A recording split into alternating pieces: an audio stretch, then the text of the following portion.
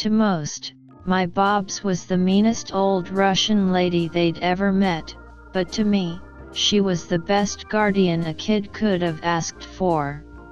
My mom and dad had me long before they were emotionally or financially ready to be parents, and so my babushka stepped up and raised me more or less on her own. Though Bobs had grown up with wealth, her family lost everything in World War II. She, like many European immigrants searching for a better future in the immediate aftermath of the war, came to the United States in the late 1940s. She made the long trek overseas with my mother, who was 2 years old at the time, and managed to make a life for the two of them despite having few connections, little money, and only a basic understanding of the English language. I wish I knew more about her story, but she was always reluctant to talk about her past. My mother said that Bobs never spoke Russian in public and kept all details of her life in the Soviet Union to herself out of fear that the KGB would show up at her doorstep. Yes, this was an irrational fear, but I think it's hard to understate the influence of that particular organization on anyone of Soviet descent in the mid-20th century. Bobs had lots of strange habits, and while I don't presume to know enough about mental health disorders to diagnose anyone, I do wonder sometimes if she had a trauma-related obsessive-compulsive disorder. Every night, before she put me to bed, she walked around our small house twice to ensure every door and window was locked. Every tchotchke on the fireplace mantel had to be in its exact place. If I moved one of her matryoshka dolls 3 millimeters to the side, not only would she notice, but she would be greatly distressed. She also had a habit of knocking on things, a kind of nervous tic that doubled as a self-soothing mechanism. She always knocked thrice, and always with a pause between the second and third knock. Knock, knock, knock. I asked her once what the pause was for, and she explained that 3 knocks in quick succession was ungodly, a way of mocking the Holy Trinity. I thought this was ridiculous, but it was also so on brand for my superstitious, old-fashioned grandmother that I couldn't help but think fondly of it. When I was 12 or so, I started knocking back when I heard her do it around the house. In doing so, it transformed from a nervous tic to a kind of call and response between us, a secret code that I could share with my favorite person in the world. Knock, knock, knock. Knock, knock, knock. It was only when I was in my early teenage years that Bobs began to teach me about her culture. She taught me basic Russian phrases, although she always complained that my pronunciation was hopeless. She taught me a few Orthodox prayers and traditions, and, my personal favorite, she taught me how to cook some of her favorite dishes. To this day, I make shchi pretty much every other night, much to my fiancé's dismay, since it makes the entire apartment smell like cabbage, but my favorite dish was kulich, a delicious sweet bread that we baked every Easter. Easter was special for me not only because of the dishes that Bobs and I would make together, but also because of a very special, let's call it, occurrence that I was sometimes privy to on the night of Holy Saturday. On the night before Easter, when I was 14 years old, Bobs invited me to sit at the rickety dining room table with her around midnight and light a few candles. She always seemed to have a bunch of long, thin candles around the house. I'm not where she got them from or if they had any cultural significance, but I remember being enchanted by the intricate engravings in the wax. She lit 5 that night, and then told me something in a very serious tone. "You can listen, Kolya, but you cannot answer." I didn't understand what she meant at first, but I nodded anyway, sitting across the table from her in comfortable silence. After a while of sitting and watching the dancing flames, I thought I heard a whisper. I looked up, giving Bobs a questioning look, but she just gave me a small smile. When I next heard the whisper, I saw that her mouth hadn't moved at all. I know what some of you are going to say, that any form of contact with spirits is dangerous and unholy. I'm not here to convince you of anything, but I can tell you that nothing about that night felt sinful. The energy in that dark little room was pleasant, almost reassuring. The voices were soft and strangely familiar, even though I couldn't place where I'd heard them before. I counted 5 in total, 2 feminine and 3 masculine, 4 speaking purely in Russian and 1 speaking what I thought was French. The flames snuffed themselves out, some after only a few minutes, and some after almost a half an hour. Although the candles were unscented, the room smelled of honey after all of the flames had extinguished themselves. Bobs stood up and turned the lights on afterwards. She smiled brightly at me, her eyes watery with happy tears. "Who were they, Bobs?" I asked her as we cleaned up. "5 who I loved who are no longer with us," she answered. "You did very good job, moi moi. We can listen, but it is not good for us to speak. Again we will do it next year. I will teach you how, if you like." Afterwards, she sent me off to bed. I fell asleep that night with a lightness in my chest and the promise of warm kulich in the morning. My babushka passed away on January 3rd of this year, and I've been a wreck ever since. I'm ashamed of how emotional I've been, especially considering that Bobs lost her entire family and was still one of the strongest, most stoic people I've ever known. I've tried to follow her example and remain strong in the face of adversity, but I feel as though I've lost both of my parents, and God knows my actual parents have been no help. Although I've lived with my fiancé for the past few years, we live in an apartment close to the house I grew up in and still saw Bobs often. Unsurprisingly, Bobs left the house to me and not my parents. At first, the thought of selling it seemed like an act of betrayal, but it's too small for my fiancé and I, our dogs, and the children we're hoping to have one day soon. I visit the house every once in a while to sort through her possessions and figure out what kind of repairs it needs, but the place feels so empty without her that I'm never able to stay for long. A few days ago, I had the idea to spend Holy Saturday in the house.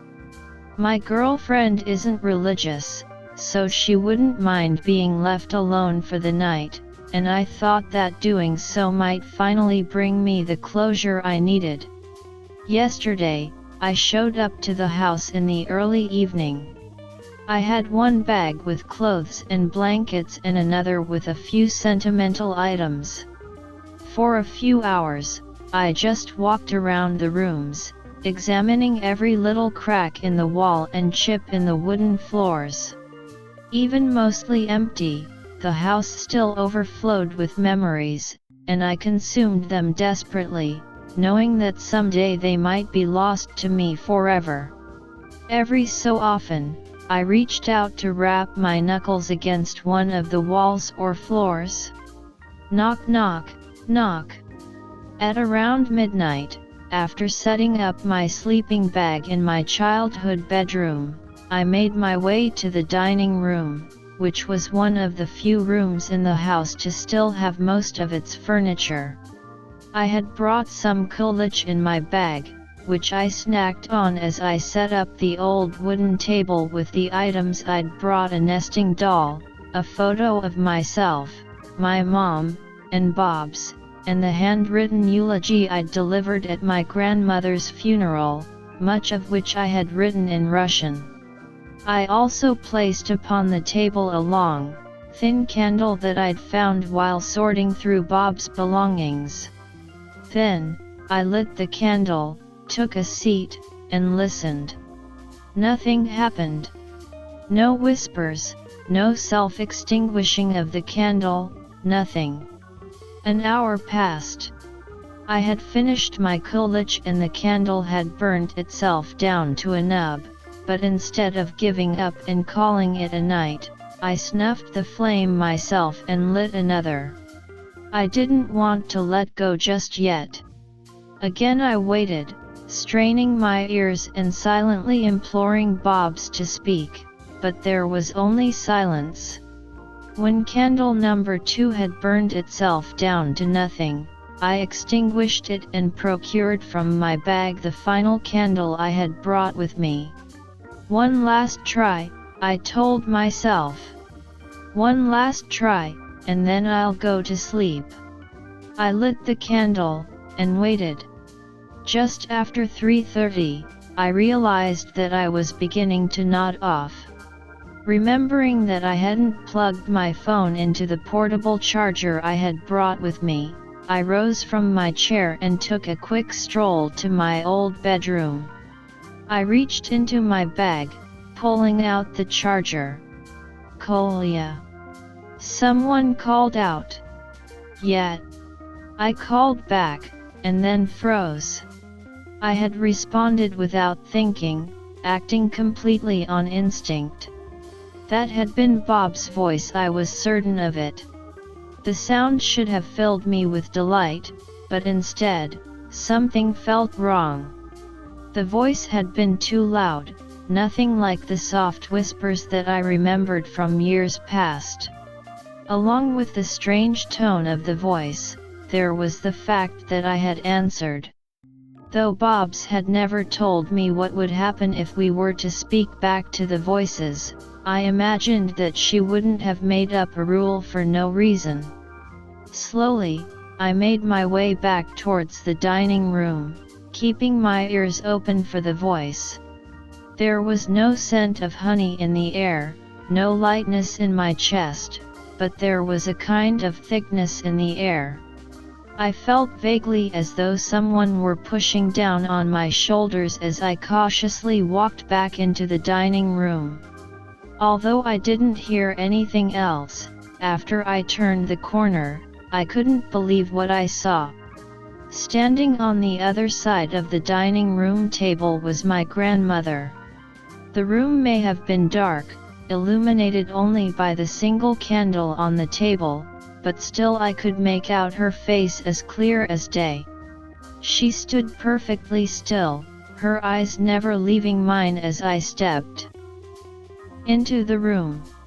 I had only ever heard voices on Holy Saturday, never before had I seen an apparition, and never had I expected to see one so perfectly vivid. "Moi moi," she said to me in greeting.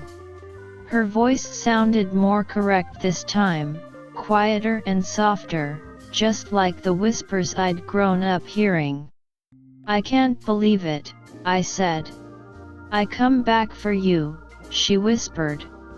Her face, her rare smile, the small birthmark under her left eye, it was all exactly as I remembered. The familiarity of her visage put some of my disquiet to rest, but still, I felt that something wasn't quite right. Her stance was odd, she was slightly hunched, and her entire posture seemed tense. "Come back from where, Bob's?" "From the kingdom," she said in her matter-of-fact way. I smiled. "Is it beautiful?" She smiled back. "Yes, yes. Of course." I looked at the table. The flame of the candle, now burned down to about 2 inches, was standing perfectly straight. When I looked back up, Bobs had moved slightly. She seemed more crouched now, her feet planted firmly on the floor and her arms slightly raised. I was reminded suddenly of the posture a predator assumes before it pounces. "Bobs?" I asked. She only smiled in response. I reached out to the wooden tabletop. "Knock knock, knock." She hesitated. For the briefest moment, her smile fell away, and a very different face stared at me from the edge of the candlelight, something sharp, unfamiliar, and angry. She reached out an arm. "Knock knock knock." I leaned forward and blew out the candle, plunging the room into darkness. I backed away from the table. It took a few seconds for my eyes to adjust, but once they did, I could see that there was no one else with me in the dining room. I stood there for a moment, unsure of whether or not the connection had been severed, before the house itself answered. The windows rattled, the floor began to shake, and the house erupted with noise. Furious banging arose from every corner of the house, so loud and widespread it sounded as though there were hundreds of people inside the walls. I ran for the front door, thankful that the house was so small that it only took me a few strides to reach the handle. I threw the door open and raced towards the street, glancing over my shoulder only after I crossed the threshold. There was a humanoid figure standing in the corridor, so tall that even hunched over at the waist, its upper back and the top of its head were pressed up against the ceiling. It wore a white gown, shaped and styled almost like a wedding dress, yet tattered and full of black stains. Thick white hair poured from its scalp and pooled on the floor next to its filthy, claw-like feet. It had one thin arm braced against the ceiling. The other arm held a thin, circular slab of painted wood over its face, the surface decorated in the style of my grandmother's matryoshka dolls. The strained expression was nothing like the dolls, however. Instead, its face bore a look of utter terror, its mouth open in a silent scream, its eyes so wide they were tearing at the corners, sending 4 trails of blood down its cheeks. I didn't miss the way that the 2 streaks of blood along the left side of the face perfectly framed a birthmark under the doll's eye. The creature's shoulders shook up and down rapidly as though it were laughing at me as I fled. Once I made it to the empty street, I looked back at the house once more. There was no figure in the hallway this time, and the shaking, which had been so violent I was certain the house was going to collapse, grew fainter and fainter until the house was still once again. The commotion had awoken one of my previous next-door neighbors, who allowed me to use their phone to call my fiancé. Though I have no one to confirm what happened inside of the house, I am somewhat vindicated by the fact that the neighbors felt the tremor as well. I returned the next day, in the daylight, to retrieve my possessions and the last of Bob's things. In addition to seeking spiritual guidance, I've decided to sell the house. At first, I thought I couldn't do so in good conscience until I had an exorcist take a look at the house. But the 3 quick knocks I heard on my headboard last night made me realize that doing so would be pointless. After all, whatever I saw isn't after the house. It's after me.